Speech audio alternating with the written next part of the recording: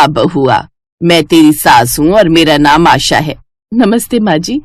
खुश रहे, हमेशा सुंदर बनी रहे। लेकिन इस अजीब तरह के आशीर्वाद को सुनकर अंजलि भी हैरान रह गई। तभी आशा ने उसकी बांह पकड़कर उसे खड़ा किया और घर के अंदर ले आई। नई नवेली बहू अंजलि के मन में अपने ससुराल को लेकर कई सवाल उमड़ रहे थे, जिनका जवाब वो किसी से पूछती उससे पहले ही उसकी सास आशा वहां एक तसला लेकर आ गई। अब धीरे धीरे अपना घूंघट उठा अंजलि और इसमें भरे पानी में देख। फिर जैसे ही उसकी परछाई पानी में दिखी, देख रही हो तुम सब कितनी सुंदर बहू लाई हूँ मैं अपने अनुज के लिए। आ जाओ, सबकी सब आ जाओ और मेरी बहू की मुंह दिखाई करो। आशा के इतना कहते ही सारी औरतें पानी में अंजलि का चेहरा देखने लगी और फिर कुछ देर बाद, चलो अब सबने परछाई देख ली है ना, तो अंजलि अब हम तुम्हें सीधा देख सकते हैं। घूंघट हटा लो बहू। जी माँ जी। अंजलि ने धीरे से अपना घूंघट हटाया। वो सच में बहुत ही सुंदर और गोरी थी। तभी आशा ने भी अपना घूंघट हटा दिया। लेकिन अंजलि ने जैसे ही अपनी सास का चेहरा देखा तो वो हैरान रह गई। असल में आशा बहुत ही काली थी। हैरानी की बात थी कि उन सारी औरतों का रंग भी भयंकर काला था। ये देखकर अंजलि बुरी तरह सहम गई। डर मत अंजलि, कहीं तेरी हालत भी हमारी तरह ना हो जाए, इसीलिए वो टोटका करवाया था। बस अब भगवान से यही प्रार्थना है कि उस परी का श्राप तुझे ना लगे और तू हमेशा ऐसी ही गोरी और सुंदर बनी रहे। श्राप? कैसा श्राप? और ये आप सब? घबरा मत, सब बताऊंगी तुझे, मगर आज नहीं कल। अभी तू अपने कमरे में जाकर आराम कर। फिर अगले दिन आशा अंजलि को सुबह सुबह गांव के एक पुराने मंदिर में लेकर गई, जहां एक बूढ़ी औरत भगवान की पूजा कर रही थी। अम्मा, मैं अपनी बहू को लेकर आ गई हूँ, देखो ना ये ठीक तो है ना। मुझे क्या हुआ है माँ जी, मैं तो बिल्कुल ठीक हूँ। खामोश हो जा, मुझे देखने दे। नहीं बची, ये भी नहीं बची। उस परी का साया पड़ गया है इस पर भी। बस 2 दिनों में ये भी गांव की बाकी बहुओं की तरह अपना रंग रूप खो देगी। ये सुनकर आशा की आंखों में आंसू आ गए और अंजलि को तो कुछ समझ ही नहीं आ रहा था। तभी आशा ने उसका हाथ पकड़ा और उसे जल्दी से घर ले आई। अंजलि सवाल पूछती रही लेकिन आशा बस रोती रही। अगले दिन जब अंजलि सोकर उठी तो उसकी नजर शीशे पर पड़ी। खुद को आईने में देखकर उसकी चीख निकल गई, क्योंकि गोरी चिट्टी अंजलि अब अपनी सास की तरह काली हो चुकी थी। रो मत अंजलि, हिम्मत रख, अब तुझे ऐसे ही रहना पड़ेगा। पर माँ जी ये क्या हुआ मेरे साथ? मैं एक रात में इतनी काली कैसे हो गई? ये एक रात की कहानी नहीं है अंजलि, बल्कि सदियों पुराना श्राप है। श्राप? पर मैंने तो कुछ गलत नहीं किया माँ जी। हम में से किसी ने कुछ गलत नहीं किया, पर हमारे पूर्वजों के कर्मों की सजा हम सबको भुगतनी पड़ रही है। पूर्वजों ने क्या किया था उन्होंने? सालों पुरानी बात है। कहते हैं इस गांव के लोग बहुत सुंदर हुआ करते थे। गांव के मुखिया का लड़का भानु प्रताप भी बहुत सुंदर था। लड़कियां जान छिड़कती थी उस पर। फिर एक दिन परी लोक से एक परी यहाँ आई और वो भी भानु प्रताप की सुंदरता देखकर उस पर मोहित हो गई। भानु प्रताप सुंदर था, पर वो भी तो परी थी। उसके तेज और उसका रंग रूप देखकर वो भी परी का दीवाना हो गया। उसने परी से शादी का वादा किया और उसके साथ गलत काम किया। फिर परी ने उससे शादी करने की बात कही तो उसने शादी से इनकार कर दिया और कहा कि वो उससे भी सुंदर लड़की से शादी करेगा। परी का दिल टूट गया। फिर गुस्से में उसने इस गांव को श्राप दिया कि यहाँ के किसी भी लड़के की शादी कभी किसी सुंदर लड़की से नहीं हो पाएगी, और अगर हो भी गई तो वो बहू 2 दिनों में ही अपना रंग रूप खो बैठेगी और काली हो जाएगी। मेरी और इस गांव की हर बहू की तरह अब तू भी उसी श्राप का शिकार हो गई बेटा। तभी अनुज वहां भागता हुआ आया और उसने जैसे ही अंजलि का हाल देखा तो गुस्से में अपनी माँ से बोला, कोई फायदा नहीं हुआ माँ तुम्हारे टोटकों का। मुझे नहीं चाहिए ऐसी काली पत्नी। मैं शहर जा रहा हूं, अब वहीं काम करूंगा और वहीं रहूंगा। मुझे नहीं रहना इस वाहियात गांव में इस काली कलोटी के साथ। मत रो अंजलि, ये अकेले तेरे साथ नहीं है। इस गांव में तू 36वीं बहू है जिसके साथ ऐसा हुआ। इसी श्राप की वजह से गांव में कोई मर्द नहीं टिकता, सब बाहर ही रहते हैं। अरे कोई क्यों टिकेगा? हमारा ये काला रंग देखकर कोई क्यों रहना चाहेगा हमारे पास? तू अपना ख्याल रख बेटा, मैं मंदिर जा रही हूँ। भगवान से प्रार्थना करूंगी कि तू इस दुख के साथ जल्दी ही जीना सीख जाए। नहीं, मुझे कुछ भी करना पड़े पर मैं अपना रंग वापस पा कर रहूंगी। कोई तो उपाय होगा ना माँ जी। अंजलि की जोश भरी आवाज सुनकर आशा उसे एक बार फिर उसी पुराने मंदिर में लेकर गई। रास्ता? एक रास्ता है पर मुश्किल है, खतरा बहुत है। उस पहाड़ को पार करना होगा। कहते हैं उसके पीछे एक झील है और उसी झील के नीचे है वो परी लोक जहाँ से वो परी आई थी। तुमसे पहले भी कई बहुओं ने कोशिश की पर उनमें से कोई वापस नहीं आई। सुनते हैं कि वहाँ की रानी परीक्षा लेती है, लेकिन उस परीक्षा को आज तक कोई नहीं जीता। वो सब उसी झील में डूबकर मर गई। बोल, अब तू जाएगी वहाँ? हाँ, मैं जाऊंगी और परीक्षा भी दूंगी। अगली सुबह अंजलि ने आशा से आशीर्वाद लिया और उस पहाड़ी की तरफ चल पड़ी। कई दिन और रातों का सफर तय करके अंजलि किसी तरह उस पहाड़ को पार कर झील के पास पहुंच गई। फिर उसने धीरे धीरे झील में उतरना शुरू किया, लेकिन तभी वहां एक तेज रोशनी हुई।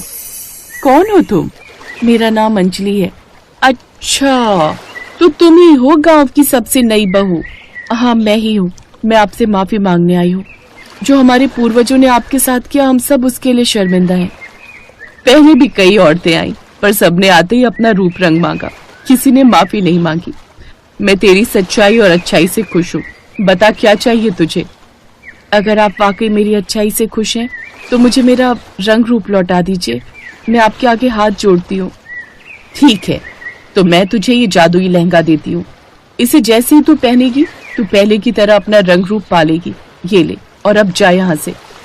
अपने हाथों में जादुई लहंगा देखकर अंजलि की खुशी का ठिकाना नहीं था। उसने उस लहंगे को माथे से लगाया और धीरे धीरे झील से बाहर निकलने लगी, लेकिन तभी वो वापस मुड़ी। क्या हुआ? अब क्या चाहिए तुझे? परी रानी, क्या आप मुझे ऐसे कुछ और लहंगे दे सकती हो गांव की बाकी बहुओं के लिए? वो सब भी मेरी तरह परेशान है, दुखी हैं। उनकी चिंता तू क्यों करती है? तुझे जादुई लहंगा मिल गया ना, तो तू जा, अब जल्दी जा, इससे पहले कि मेरा इरादा बदल जाए। नहीं, अगर ऐसा है तो ये लहंगा भी वापस ले लो, या तो मुझे पूरे 36 लहंगे दो गांव की सभी बहुओं के लिए। मैं उन सबको दुखी देखकर अकेले खुश नहीं रह पाऊंगी। अब मेरा इंतजार पूरा हुआ। मैं तो तेरी परीक्षा ले रही थी। तुझसे पहले जितनी औरतें यहाँ आई वो सब अपने लिए जादुई लहंगा लेकर चली गई और फिर मैंने उन सबको मार दिया। लेकिन तेरा दिल सच्चा है, मैं तेरी इच्छा जरूर पूरी करूंगी। ये ले 36 जादुई लहंगे, जाकर सबको दे दे। जी, आपका बहुत बहुत शुक्रिया। अंजलि ने परी से सारे जादुई लहंगे लिए और तुरंत झील के बाहर आ गई।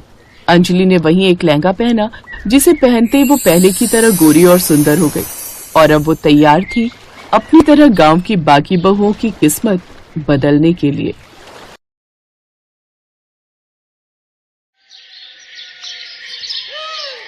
दिल्ली शहर में रहने वाली ऐश्वर्या दिखने में बेहद खूबसूरत थी।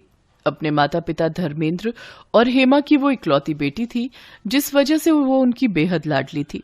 ग्रेजुएशन पूरी होने के बाद उसके माता पिता उसकी शादी के लिए लड़का ढूंढने लगे। मेरी बेटी अब जवान हो गई है, अब उससे शादी करके दूसरे घर जाना होगा, लेकिन मेरा तो ये सोच सोच कर ही बुरा हाल हो रहा है कि उसके जाने के बाद उसके बिना हम कैसे रहेंगे जी। इसी बात की चिंता तो मुझे भी खाई जा रही है हेमा। धर्मेंद्र चौहान का दिल्ली शहर में अपना 2 मंजिला मकान था, जिसमें ग्राउंड फ्लोर पर वो खुद रहा करते थे और ऊपर की मंजिल बिल्कुल खाली थी। एक दिन संडे वाले दिन किसी अजनबी ने दरवाजे की घंटी बजाई। रुको माँ, मैं दरवाजा खोलती हूँ। ऐश्वर्या ने जैसे ही दरवाजा खोला तो सामने एक बहुत ही हैंडसम लड़का खड़ा हुआ था, जिसका नाम था अखिल। जी, मुझे पता चला है कि आप अपने घर का ऊपर वाला फ्लोर किराए पर देना चाहते हैं। आप यहीं रुकिए, मैं पापा को बुलाकर लाती हूँ। हाँ, क्या बात है, बताओ। अंकल, वो एक्चुअली मैं अपने पेरेंट्स के साथ 2 दिन पहले ही इस शहर में आया हूँ। मेरी यहाँ नई नई जॉब लगी है, तो मुझे आपका घर किराए पर चाहिए था। लेकिन बेटा, मुझे अपना घर किराए पर देने में कोई इंटरेस्ट नहीं है। अरे दे दीजिए ना, देखो तो बेचारा कितना मासूम लगता है। और वैसे भी कल को जब ऐश्वर्या ब्याह करके चली जाएगी तब हम इस घर में अकेले ही रह जाएंगे, तो कम से कम और कोई होगा तो मन तो लगा रहेगा ना। आंटी जी, आपने बिल्कुल ठीक कहा। जब आपकी बेटी शादी करके चली जाएगी तो मैं आपका मन अच्छे से लगा कर रखूंगा, आपको बिल्कुल भी बोर नहीं होने दूंगा। अरे वाह बेटा, तुम तो बहुत अच्छी बातें करते हो और जल्दी घुल मिल भी जाते हो। एक काम करो, तुम अपने पेरेंट्स के साथ कल ही ऊपर वाले फ्लोर पर रहने आ जाओ। मैं तब तक साफ सफाई करवा कर रखूंगी। अरे नहीं आंटी जी, आपको परेशान होने की बिल्कुल भी जरूरत नहीं है। मैं खुद ही आकर सारी साफ सफाई कर लूंगा। अगले ही दिन अखिल अपनी माँ आशा और पिता रमेश के साथ उनके घर में शिफ्ट हो जाता है। अखिल स्वभाव का बहुत ही अच्छा लड़का था। अपनी चुलबुली बातों और हंसते हुए चेहरे से वो सबका मन जीत लेता था। हेमा चौहान को अखिल बहुत पसंद आता है। अब अखिल को उस घर में रहते हुए कुछ दिन बीत चुके थे। एक शाम हेमा अपने पति धर्मेंद्र से कहती है, अखिल कितना प्यारा लड़का है ना। हाँ, आजकल के जमाने में भला ऐसे लड़के मिलते कहाँ हैं। अपने माता पिता को खाना तक बनाकर खिलाता है। अजी, खाने की क्या बात करते हो? जब उसकी मेड नहीं आती तो वो घर का भी सारा काम खुद ही करता है। हमारी बेटी को भी काश ऐसा ही कोई लड़का मिल जाए। ऐसा ही कोई क्यों? अपना अखिल बुरा है क्या? लेकिन वो तो हमारे किराएदार हैं। हाँ, तो ये तो अच्छी बात है ना। इससे हमारी बेटी भी अपने पास ही रहेगी। आप हाँ कहो तो मैं कल ही उसके माता पिता से रिश्ते की बात आगे बढ़ाती हूँ। हाँ ठीक है। फिर एक दिन मौका पाकर हेमा अखिल और उसके परिवार से इस बारे में बात करती है और फिर सबकी रजामंदी से दोनों की शादी हो जाती है। अगले दिन जब सुबह अखिल सोकर उठता है तो ऐश्वर्या को ना पाकर अपनी माँ से पूछता है, माँ, ऐश्वर्या कहाँ है? पता नहीं बेटा, मैं भी उसे ही ढूंढ रही हूँ। आज उसकी पग फेरों की रस्म जो है। लेकिन ऐश्वर्या तो बड़े मजे से अपने पेरेंट्स के पास जाकर चाय पी रही थी। ऐश्वर्या, तुम वहां क्या कर रही हो? चाय पी रही हूँ। मुझे अपने इस कप में ही चाय पीना पसंद है और बाथरूम भी मैं सिर्फ अपना ही यूज करती हूँ। ऊपर का वो रूम मुझे पसंद नहीं। अरे बहू, आज तुम्हारी पग फेरों की रस्म थी, लेकिन तुम तो अकेले ही मायके पहुंच गई। चलो कोई नहीं, अब मैं अखिल को नीचे भेजती हूँ तुम्हें लेने के लिए। क्या सासू माँ, आप भी आ तो रही हूं मैं। इसके बाद आशा उसे पहली रसोई बनाने के लिए कहती है, लेकिन 5 मिनट के अंदर ही ऐश्वर्या हलवा लेकर पहुंच जाती है। अरे वाह, हमारी बहू तो बहुत तेज है। 5 मिनट भी नहीं हुए इसे गए हुए और हलवा बनाकर ले आई। नहीं पापा जी, ये तो नीचे मम्मी ने बनाया था तो मैं ऊपर ले आई। बहू, अब वो तुम्हारा मायका है और ये तुम्हारा ससुराल। हाँ तो क्या फर्क पड़ता है? अच्छा वो सब छोड़िए और ये बताइए कि आप इस महीने का किराया कब दे रहे हैं? पापा ने कहा था आपसे पूछ लूं। लेकिन बहू, अब तो हम रिश्तेदार हैं। क्या अभी भी तुम्हारे पापा हमसे किराया लेंगे? हाँ पापा जी, मेरे पापा ना हिसाब के एकदम पक्के हैं। अगर आप नहीं दोगे तो वो मुझसे मांग लेंगे, क्योंकि अब मैं इस घर की बहू जो हूँ। ऐसे ही एक रोज जब ऐश्वर्या और निखिल अकेले में बैठकर बातें कर रहे होते हैं तो ऐश्वर्या की माँ उसे आवाज देकर नीचे बुला लेती है। ऐश्वर्या बेटी, कहाँ हो तुम? जल्दी से नीचे आ जाओ। कहाँ जा रही हो? अब ये तुम्हारा ससुराल है। मैंने तुमसे कहा था ना कि मुझे नींद अपने कमरे में ही आती है। इतना कहकर वो वहां से चली गई। अगले दिन अखिल घर का राशन लेने जा रहा था तो हेमा ने भी उसे अपनी लिस्ट पकड़ा दी। अरे दामाद जी, जरा ये मेरा भी राशन लेते आना। ठीक है आंटी, मेरा मतलब है सासू माँ। ऊपर वाले फ्लोर पर खड़े रमेश और आशा ये सब देख रहे थे। हे राम, ये ऊपर ससुराल और नीचे मायके में न जाने और क्या क्या दिन देखना पड़ेगा। ऐसे ही कुछ दिन बीत जाते हैं और ऐश्वर्या प्रेग्नेंट हो जाती है। घर में सभी ये जानकर बहुत खुश थे।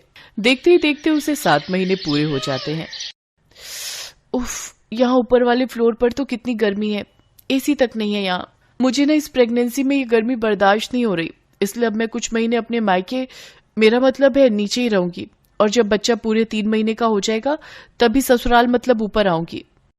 लेकिन ऐश्वर्या, ये बात ठीक नहीं है। कोई बात नहीं बेटा, जाने दे बहू को। ऐसी हालत में इसे परेशान ना कर।